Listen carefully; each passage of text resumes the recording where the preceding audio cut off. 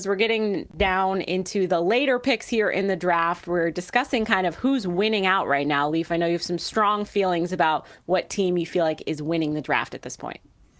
Yeah, I think the Detroit Pistons are dominating the draft. I think they got a potential best player of the draft at number 5 in Jaden Ivey. He's was number 3 on my board, and I think he's got the potential to be the best player in the entire draft class with his dynamic athleticism, the ability to make a dynamic backcourt featuring him and Cade Cunningham is something that was awesome in and of itself. Would have been a grade for me anyway. And then they took Jalen Duren at well, they didn't take him, but they acquired him, which he was the pick number 13.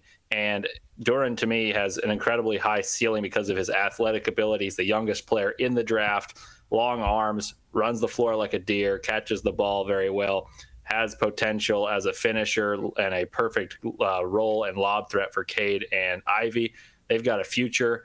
And then they took Gabriel Procida. I believe they acquired the rights for him as well. And you get those type of picks and a guy like Cade Cunningham to build around, you've got yourself a really good young core, including Saddiq Bey. And so I think they're dominating the draft. Richard, when you look at how the Pistons were able to put this together, how were they able to kind of trade in, get all this done, and utilize their picks in such a good way?